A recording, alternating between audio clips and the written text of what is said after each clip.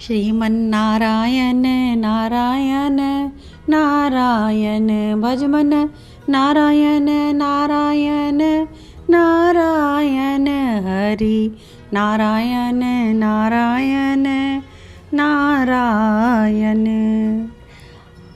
आप सभी भक्तों का स्वागत है कृष्णा डिवोशन चैनल पर। और हम सभी बहुत ही प्रेम पूर्वक भगवान की अमृतमयी पावन कथा श्रवण कर रहे हैं और माघ मास में हम अपने पुण्य अर्जित कर रहे हैं। तो माघ मास कथा में आज हम पहुँचे हैं 19वें अध्याय में।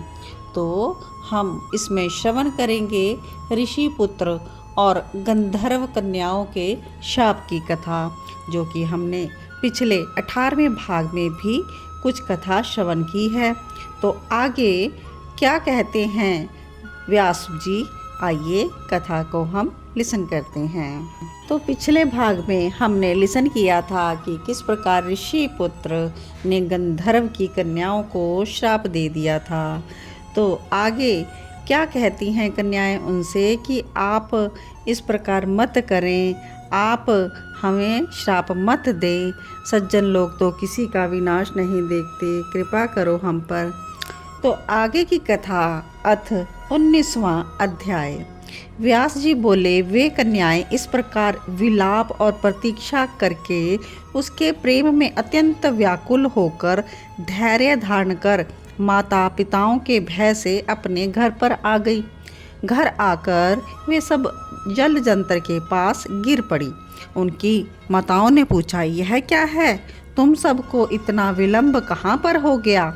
तो कन्याओं ने कहा, किन्नरियों के साथ खेलते आनंदपूर्वक गाती हुई हम सरोवर पर थी, इससे हमें दिन का पता ही नहीं चला। हमें मार्ग की थकावट से संताप है, मोहवश कुछ भी कहने को हमारे मन में नहीं है। वशिष्ठ जी कहते हैं कि ऐसा कहकर वे कन्याएं मनी भूमि पर लेटकर अपने आशय को छिपाती हुई प्रसन्न चित्त माताओं से बातचीत करने लगी। उस समय ना कोई आनंदपूर्वक मयूर को नचाती, ना सुग्गे को पढ़ाती, ना नेवले को लाड लड़ाती, ना मैना को पुकारती, ना ही अति प्रसन्न होकर सारसों से खेलती, ना घर में क्रीड़ा करती, ना परिवारजनों से बोलती, ना ही कोई वीणा बजाती, ना कल्प वृक्ष के फूल मंदार के फूलों को सूंघती, ना मीठा मधु पीती। सब की सब योगियों की भांति उसी ऐश्वर्य पुरुष में चित्त लगाए थी। कभी तो चंद्रकांत मणि पर जल की बूंद गिराती थी, तो कभी थोड़े समय खिड़की में बैठकर आंखों को इधर उधर घुमाती थी। कभी कमलनी के पत्तों की शैया बनाती और कभी वे केलों के पत्तों द्वारा सखियों से पंखा करवाती। इस प्रकार वे कन्याएं रात्रि को एक युग सा मानती हुई किसी प्रकार धैर्य धर ज्वर दुख के समान दुखी हुई। प्रातःकाल सूर्य नारायण को देखकर अपनी अपनी माताओं से कहकर वे गौरी पूजन करने को गई।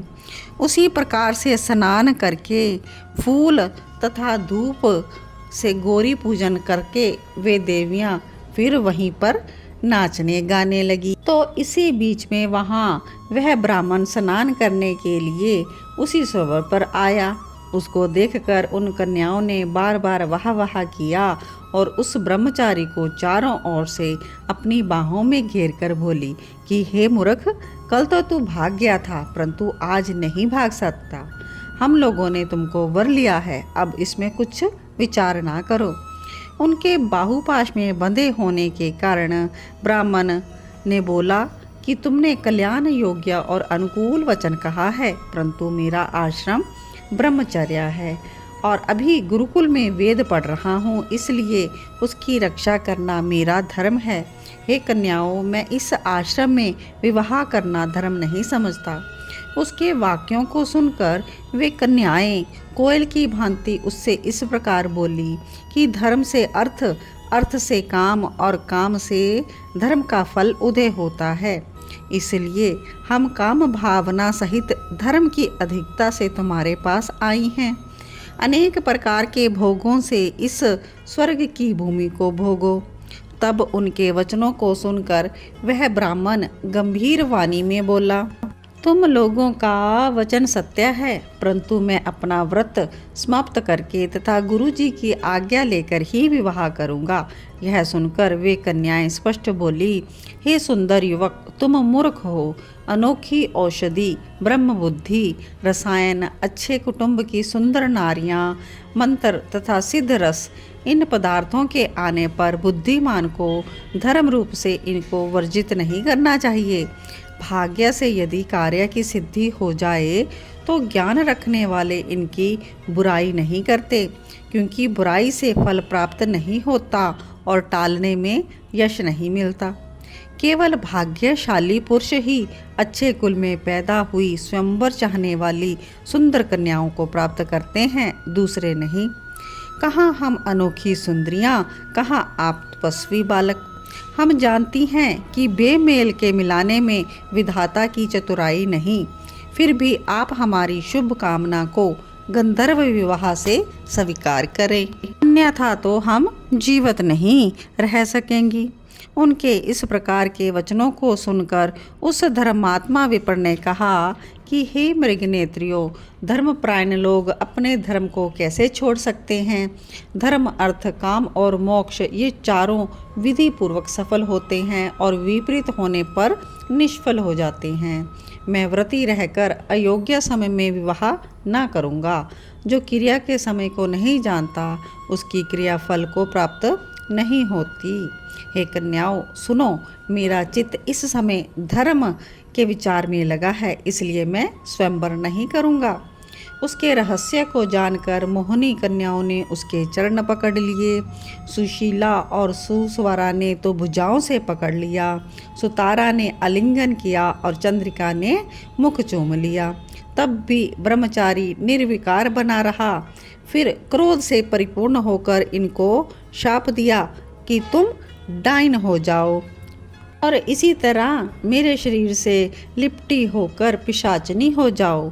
उसके ऐसा शाप सुनकर सब उसको छोड़कर उसके सन्मुख खड़ी होगी और कहने लगी, हमने क्या पाप किया जो हमको तुमने शाप दे दिया। प्रिय करने में अप्रिय क्रिया की, तुम्हारे धर्मज्ञता को धिक्कार है। हमने सुना है कि प्रेमियों से, भक्तों से और मित्रों से बुराई करने वाले लोगों के सुख दोनों लोकों में नष्ट हो जाते हैं, इसलिए तुम भी हमारे शाप से पिशाच हो जाओ। इस तरह क्रोध से भरी कन्याएं हाँफती हुई भूख से दुखी हो गई। तब हे राजन, आपस के क्रोध से उस सरोवर पर वे कन्याएं और वे ब्रह्मचारी सब पिशाच और पिशाचनी हो गए और कठिन शब्दों में चिल्लाते हुए अपने पहले पाप के कर्म फल को भोगने लगे। हे राजन, पूर्व जन्म के किए अच्छे और बुरे कर्म उचित समय ही प्रकट होते हैं और इसको देवता भी बदल नहीं सकते। और जब कन्याओं को तलाशते हुए उनके माता पिता वहां पर आए तो इन्हें देखकर वो तो रोने लगे, कहने लगे, वहारे बालकों का प्रमाद देवगति का उल्लंघन नहीं हो सकता। इसके बाद वे पिशाच रात दिन दुखी रहते सरोवर के तट पर ही इधर उधर फिरने लगे। और बहुत दिनों के पश्चात मुनियों में श्रेष्ठ लोमेश जी पोष शुक्ल चतुर्दशी को उसी सरोवर पर स्नान करने आए। क्षुधा से पीड़ित पिशाचों ने उनको देखा और हत्या करने के लिए गोला बांधकर उनकी ओर दौड़े, लेकिन वे लोमेश ऋषि के ऐश्वर्य से जलने लगे और इनके सामने खड़े ना रह सके, दूर हट गए। देवनिधि ब्राह्मण भी वहां पर आ गया। हे राजन, उसने लोमेश ऋषि को देखकर साष्टांग प्रणाम किया और मस्तक पर अंजलि को बांधकर सुंदर वचन कहने लगा। बड़े भाग्य से साधुओं का संगम होता है। गंगा आदि तीर्थों में सदैव स्नान करने से सज्जनों का सत्संग करने वाला उत्तम होता है और स्वर्ग को जाता है तथा समस्त रोग नष्ट हो जाते हैं। वशिष्ठ जी ने कहा, ऐसा कहकर चिरकाल का अद्भुत हाल कह सुनाया कि ये सब गंधर्वों की कन्याएं हैं और यह मुनि मेरा पुत्र है। हे मुनिवर, सभी शाप से मोहित होकर मुख नीचा किए आपके सन्मुख खड़े हैं। आपके दर्शन से आज बालकों का निस्तार उसी प्रकार होगा जिस प्रकार सूर्य के उदय होने से अंधकार समाप्त हो जाता है।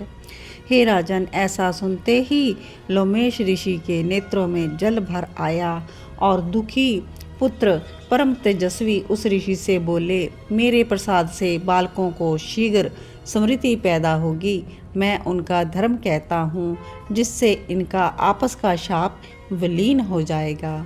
तो इस प्रकार से यह कथा यहीं पर विश्राम लेती है और इसके आगे की कथा लिसन करने के लिए आप सभी इसी चैनल के साथ जुड़े रहें और कृष्णा डिवोशन चैनल को सब्सक्राइब ज़रूर कर लीजिएगा। तो आप सभी को मिलते हैं नेक्स्ट वीडियो में नेक्स्ट कथा के साथ। तब तक आप सभी के हृदय में विराजमान मेरे प्रभु प्रियतम को कोटि कोटि वंदन। ओम नमो नारायण।